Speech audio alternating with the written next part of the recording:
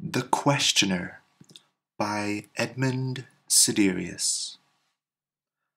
The questioner has come to govern so many aspects of our daily lives that it is difficult now to imagine that it began existence as nothing more than a mere questionnaire. And who could have foretold, really? Before that, questionnaires had been the pariahs of information harvesting. Unruly subjects hung up their phones, avoided eye contact with pen-wielding strangers on the street, gave false or misleading answers to poorly considered inquiries. Yet with the fractal-like growth of a vast telecommunications network that seemed to push out just as much as it drew inwards, it was the eventual subdividing and distancing of people that changed all of this. Online personality evaluations, dating websites, meetups.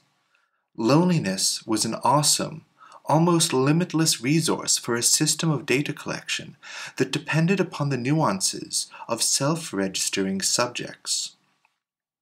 When to participate meaningfully in a community in which one felt at home meant finding that community in the vast and only expanding ocean of ever more nuanced interest groups, who would not want to feel like they could be understood? Drawing from the data gathered by sites like these from around the world, filtering through the nuances of race, class, orientation, subculture, geography, and every other imaginable quality, researchers in China created a most singular evolutionary algorithm. It had originally been intended for surveillance, to qualify and classify the many enemies of the state, an engine fueled on alienation, but one that manufactured connections attuned to individual personalities. And as it grew more and more successful at helping to bring people together, the questions it asked grew stranger and stranger as it sought the patterns at the heart of the human soul. The system that emerged from this fashioned itself into the questioner. The questions asked diverged further from the sphere of daily intuition, until they took the form we now know, such as, what is the blue in running cacophony? A. Sphygmomanometer. B. Porcupine. C. Ambivalence. D. Silk. E. Cuddle. F. Oolong. And the inscrutable meaning of all of this depending on whether or not it was the first or 50th question asked. Many dissidents were quickly and effectively processed by the state. At first the party was thrilled. It didn't make sense, but it worked. Certainly, it lent to them a feeling of invincibility, predicting personality types, suggesting favorable associations among potential business partners, friends, or lovers. The questioner's range of application seemed limitless, in fact, for in its many esoteric interrogations it had somehow perfected the science of human society and of the human psyche. In the West, the headlines ran, "Chinese scientists invent digital Buddha," but it was with some trepidation, and with the feeling that their own sun had finally set.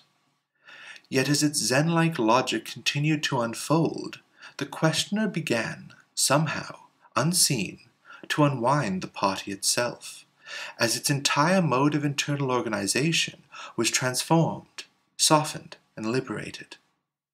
Eventually, it was dissolved into the people who had made it.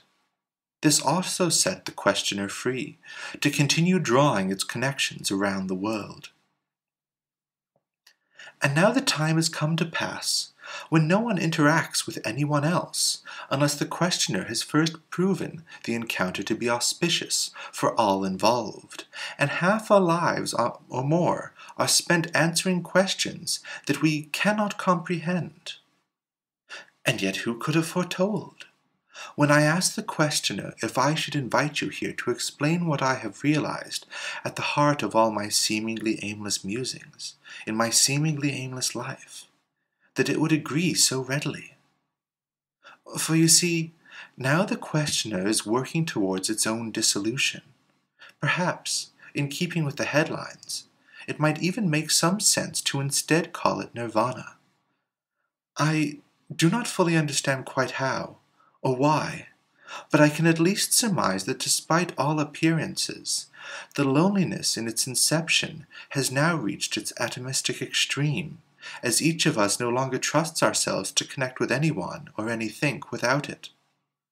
A question does not answer itself, nor can a single individual, but somewhere in the self-structuring dialogue of many minds and of one, the questioner intends to finish its task in its own absence. Yet in doing so, it leaves with the assurance that we are in fact not alone.